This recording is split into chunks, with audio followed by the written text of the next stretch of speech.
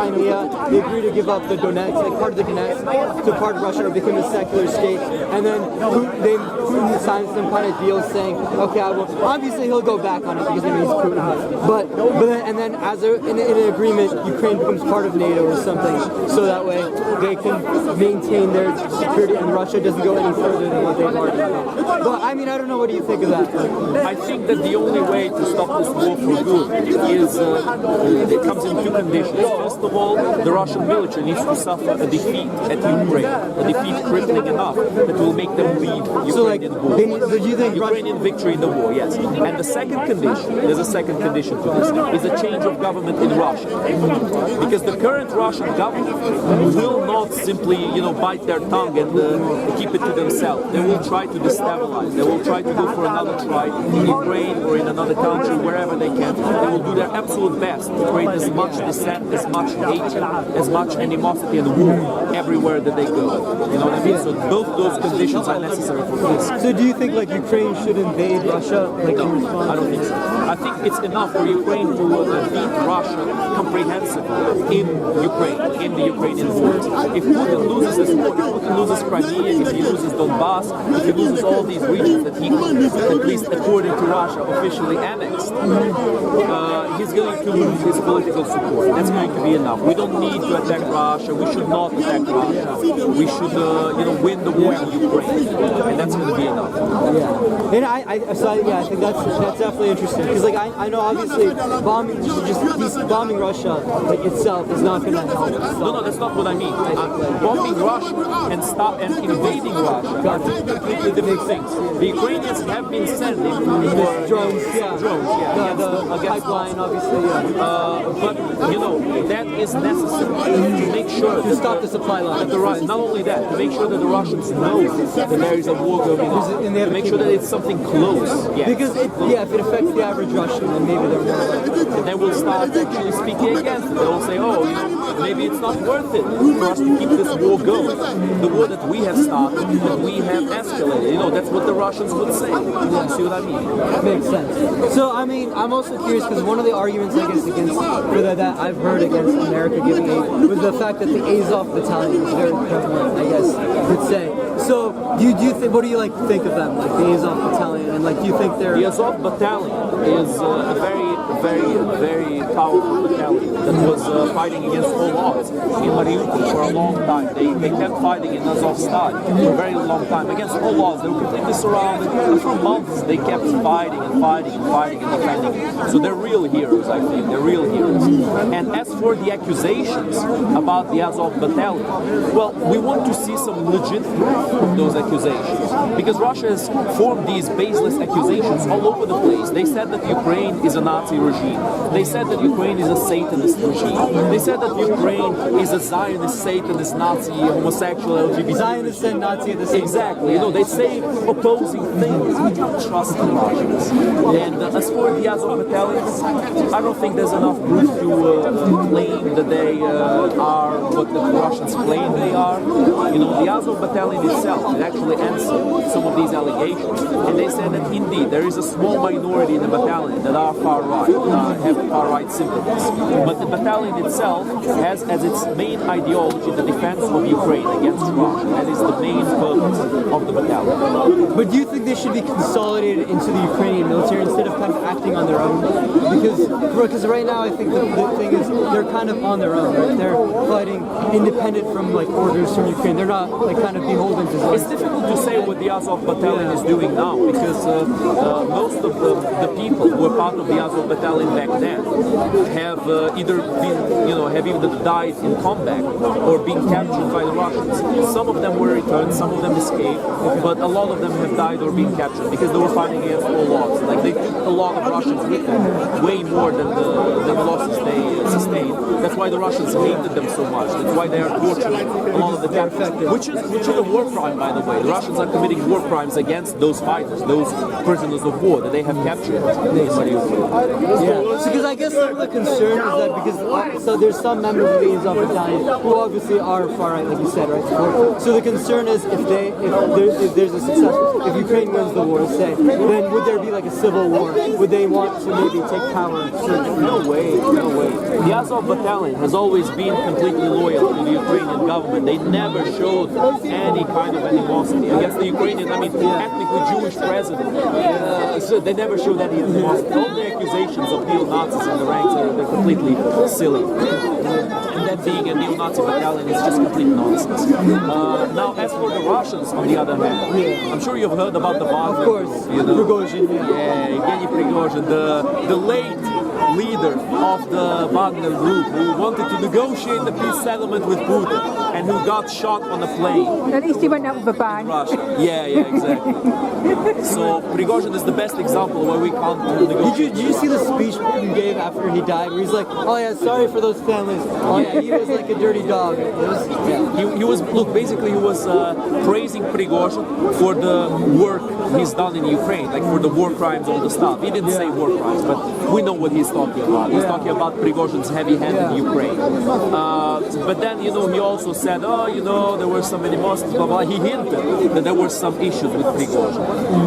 Not directly, he didn't speak directly. He mostly just praised him for the work that Prigozhin has done, and he claimed that he, was sympathizing with his family and blah, blah, blah. But we all know Putin was the one who called the hit. Of course he was the one who, as good as pressing the trigger to kill Prigozhin. That's what Putin has done.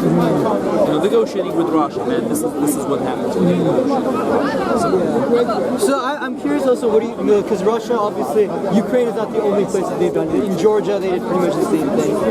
And then obviously in Africa, there was this coup in Mali recently. But in Mali, I guess it's obviously a little more complex in Africa. But I mean, I don't know, what do you think of that? Very good point. The coup in Mali actually happened a while ago. The recent one was Niger. That's probably what you mean, right? There was another one in Sudan, less recent than Niger. I remember that. Burkina Faso, Mali, Sudan, Niger, all of these countries have the heavy hand of the Wagner group all over. The Wagner group is attempting neo-colonialism in these countries, and they're destabilizing the situation on purpose to kind of sway the attention of the West to those places. Also, as you said, Georgia, Belarus, Kazakhstan. Why am I talking about Belarus and Kazakhstan? Although Russia has not officially invaded them, because they actually have invaded them, although it's not very well known. Around a few years ago, there were protests, massive protests against the governments, the Russian-held, the Russian pro-Russian puppet governments in Kazakhstan and also in Belarus. Massive Lukashenko, protests. Yes, against Lukashenko. And they were struggling to put down those protests. So the Russians invaded those places with their tanks, with the soldiers, and they put down those protesters with force. I think I remember reading, because I had a Kazakh friend who told me about in Almaty, there were huge protests, and all of those people they were chased away with brute force. And Georgia, of course, Georgia is Ukraine before Ukraine happened. Is the premonition to Ukraine, is the warm-up before Ukraine, when the Russians were starting their genocidal tactics. Exactly the same excuses, the cheap excuses of, poor Russian minorities, Russian speakers are being oppressed, Georgians are trying to invade us. Yeah, sure, small little Georgia is about to invade Russia. Yeah, that makes a lot of sense, doesn't it? It makes a huge amount of sense. It's just complete nonsense. And they still have troops in Abkhazia and South Ossetia, in Georgia. So, really terrible precedent to let Russia off the hook back then. Terrible precedent to let Russia off the hook in 2014. I think, the reason why the U.S. let them off the hook for Georgia was because that happened in 2004. I think right after the Iraq War. I'm not sure the exact 2008. 2008. So I think at that point, since that was, I think, not too long after the Iraq War. So if the U.S. was like, oh, you guys invaded a sovereign country, it's like, we fucking did that too. Like, you know what I mean? Like, what are we going to say? I think, look, again, it's good points could be made about the U.S. intervention, second intervention in Iraq being a bad intervention. Very good points can be made about that. But I think even with the best points, the intervention of Russia in Georgia is still even less justifiable than the U.S. intervention in Yeah, Iraq. because I think the difference is obviously because America is kind of doing it selfishly for oil. You know what I mean? They're not intending to like completely change the language, make it like an part of America essentially. Whereas Russia is intending to make Georgia That's part an of interesting point. That's part of the reason, yes. But I would give even a little bit of a different reason. Iraq was a country at that point with an authoritarian leader who was very warlike, who started wars with everybody around. Georgia, they did not start the war against anybody. They were peaceful, man. They were just minding their own business. Like one thing is to invade a country that has started wars in the past. Another thing is to invade a country that has done nothing. Like what did the Georgians ever do to the Russians? Nothing. They were minding their business, man. And with the Russians, they just decided to invade them and to kill them. Terrible stuff. They did the same thing to the Chechens within Russia. The Chechens, of course. That's where Khabib is from, right? Yeah, Khabib Nurmagomedov. Yeah, they wanted to separate from Russia long ago. There were two Chechen wars. Chechnya and Dagestan is a different topic, but Chechnya, the Chechens were trying to separate, right? But the Chechens were crushed in the second Chechen war. In the first one, they actually gave the Russians a bloody nose, funnily enough. On the second one, when Putin took over, he just started using really ruthless tactics and completely leveled Grozny, their capital, to the ground. Really messed up. Where were the referendums back then? Why did Putin not do a referendum for the Chechens? Because he never cared about the referendum. He never cared about any of that. Yeah, definitely. So like, I guess also talking about the coups in Africa, right? So I guess obviously Russia is imposing a form of neo-communism there, but I think like it's all relative because France has basically done so many coups there. So the question is, which colonial leader do they want? France or Russia or Niger? Or that's kind of like the option that the people have there. I mean, look, we have in Ukraine, we have direct experience of the Wagner Group. You don't want the Wagner Group to have power in your country, man. Like they literally put rapists, murderers, and thieves to fill up the ranks of Wagner and send them against Ukraine. And some of them have HIV. They have and some of them have HIV. They're banned. They just sent them to Ukraine as mad dogs. Just go ahead, rape, pillage, destroy, do whatever you want. You do not want people like that in your country. You do not want a bunch of criminals running amok. Like you could talk about the French, you could criticize them, no problem. We can criticize the French. But they did not use these kinds of criminals. An interesting point I've heard was that the French Foreign Legion also has criminals. This is a guy on YouTube I remember very well. His name is Britannica. He's a Russophile, complete Russophile. He uses this name, Britannica. He has nothing to do with Britain. He's British, but he's complete Russophile. He said, everybody complains about the Wagner Group, about them using prisoners, but the French Foreign Legion does the same thing. Wrong. The French Foreign Legion did indeed employ some criminals in their ranks, but they were all very low-level criminals. For example, petty theft, threats, scams, stuff like that. They never employed anybody who's guilty of rape, murder, and those kind of things. The really gruesome kinds of crimes.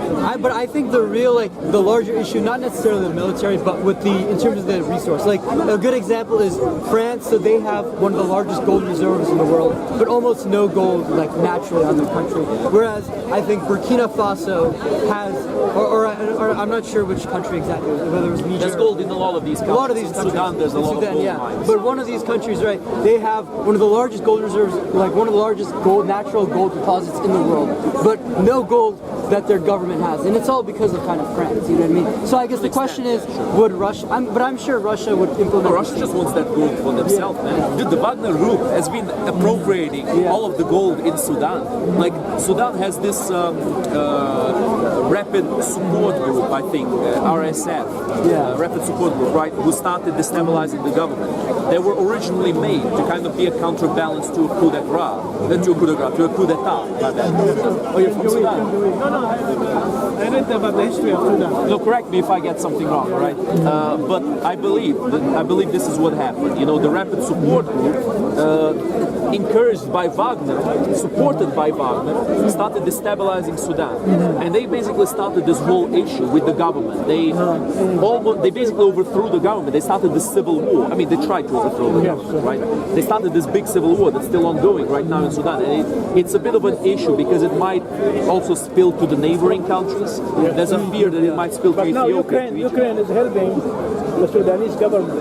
Yeah. You know, Ukraine is a good country actually, but they are helping the Sudanese people. Really? Yeah. Yeah, with the grain. We've done joint protests with Sudanese people in 10 Downing Street. They came there and they strikes supported by us. the Ukrainians. They spread the message about the Wagner group in Sudan and about how Russia is the evil country, Russia. Yeah, Evil. absolutely. Trust me, very evil.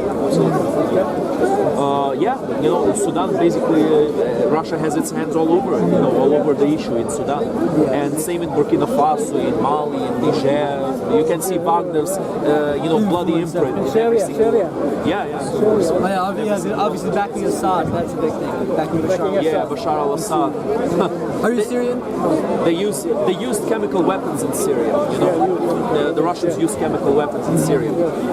They leveled Aleppo to the ground. They did lots of war crimes and lots of terrible What things did in we Syria. get from Russia? Nothing. Exactly. From America, for example, we got everything. Internet, for example, TV, cars, right? Cars, yeah. We have to side with them. I mean, you could get cars from Russia, but they're very low quality cars. They're very low quality. They call them Moskvich, I think. They call them Moskvich. One of their brands is called Moskvich. But actually the invention was by the Americans and Europeans before the Russians. Yeah, I mean, look, again, we can criticize America. America has had some bad interventions in the past, but we need to keep we need It's to keep always in mind. relative. We need to keep in mind that America has good interventions and they have bad interventions. You know, at least America, you know, they look for justifications. They actually come up with some. Legit ideas, legit reasons. Most of the time. Russia, they don't even try to come up with legit reasons. They say, "Oh, they're Nazis, we're going to invade them. Oh, they're oppressing us, we're going to invade them." Dictatorship. Russia is a dictatorship. But the Americans It's a dictatorship. Yeah, it's absolutely a dictatorship. 100%. Putin. Yeah. Forever. I mean, yeah, Putin is president for life, during his life, until he dies, which might come very soon. Keep in mind. I thought, wasn't there a thing that like he after a certain because he gave up his presidency from 2008 to 2012, right? Because there was some term I forget it was like a It was a technicality in the Russian constitution. Basically, Medvedev became president for one term.